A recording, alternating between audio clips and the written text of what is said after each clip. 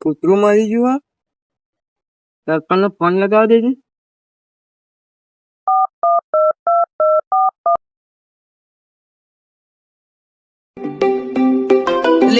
કનો phone આવ્યો? Hello.